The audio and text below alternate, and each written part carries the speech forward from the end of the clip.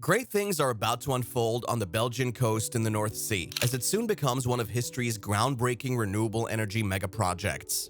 Join us as we explore the creation of this 4.3 billion British pound man-made energy island. Back in 2021, Belgium made a game-changing decision when it committed to producing 3.5 gigawatts of wind energy by 2030. And now they're planning to make that happen by building something that's never been done before, the world's first artificial energy island. Yes, we're talking about Princess Elisabeth Energy Island.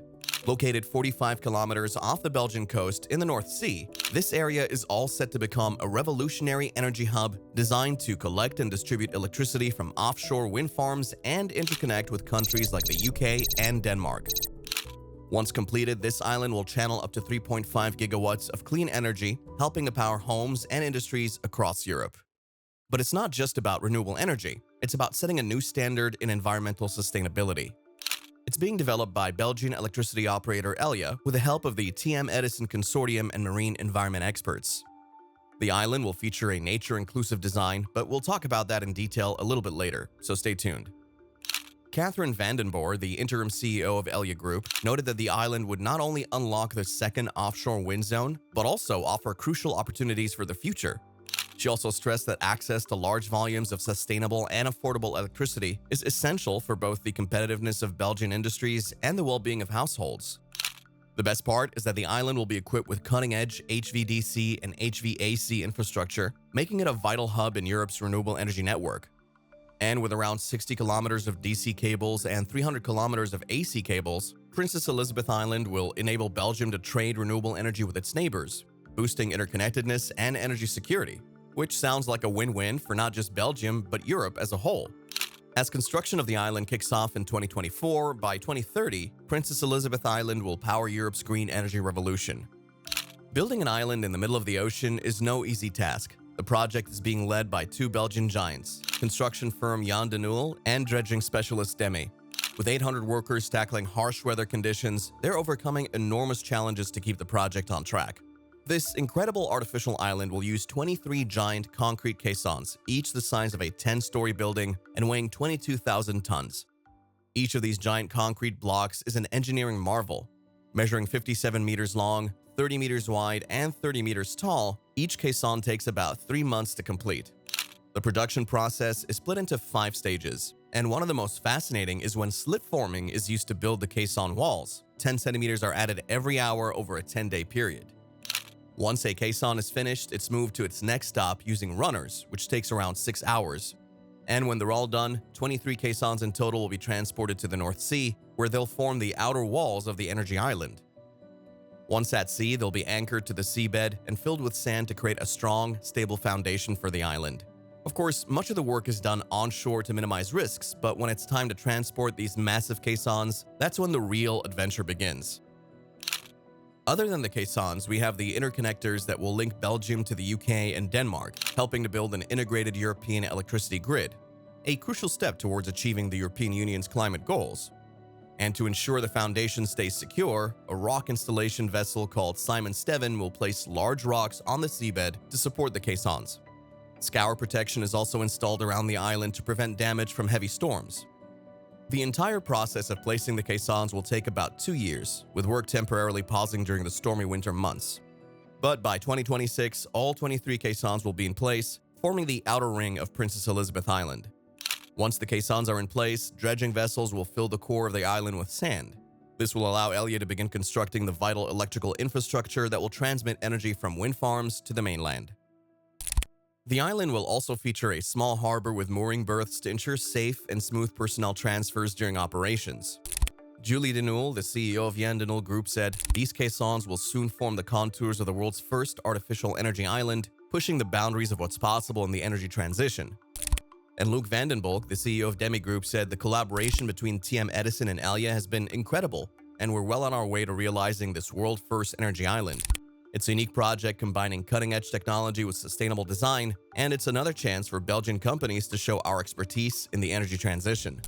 Exciting new updates on the world's first artificial energy island have also been revealed. At IPF 2024 in New Orleans, experts revealed the progress of this groundbreaking project. The first major milestone comes with the near completion of the first caisson, which is set to be transported and installed on the seabed later this year. However, building the island will not be without its challenges. According to Karl Heiermans, a senior manager from the JDN Group, the modularity of the island's design is key. This modularity allows for future expansion and makes maintenance easier and safer compared to floating substations. Energy security and resilience are the driving forces behind this project. Belgium, along with 8 other European countries, are part of the Ostend Declaration, a commitment to developing 120 gigawatts of offshore wind energy in the North Sea by 2030 and 300 gigawatts by 2050. Alright, time for the most interesting part of this project.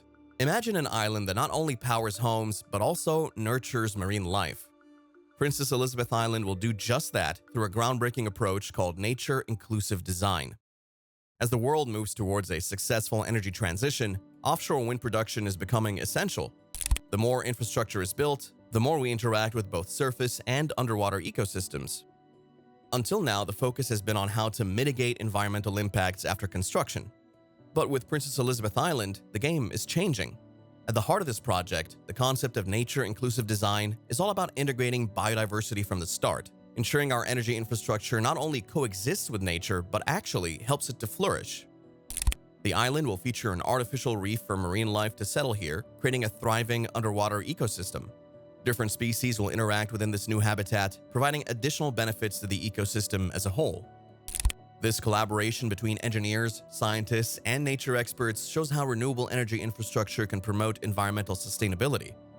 By designing with nature in mind, they're opening new possibilities for future projects around the world. Now, let's discover the ways this engineering marvel is enhancing biodiversity.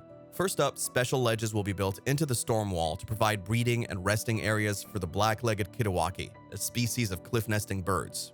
This not only supports their population, but helps maintain the delicate ecosystem above the water.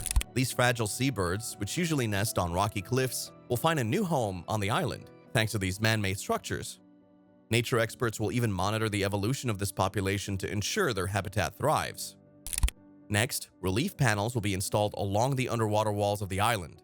These panels will create shelter for smaller marine organisms, encouraging biodiversity by providing areas to forage and grow. A chaotic scour protection system will also be installed around the island's base, creating a variety of habitats where different marine species can shelter, rest, and forage. The mix of fine gravel beds and large boulders will ensure that biodiversity thrives in this complex environment. The more varied the habitat, the more likely richer marine life will call it home. And that's not all. They're even creating a breeding ground for oysters. To promote the growth of oyster reefs, oyster baskets will be introduced. These baskets will help kickstart a biogenic reef, vital for improving water quality and providing habitats for various marine species, another win-win for both nature and engineering. And to further encourage the development of oyster reefs, oyster tables will be placed around the island that will provide a surface for oyster larvae to attach and grow, boosting the reef-building process.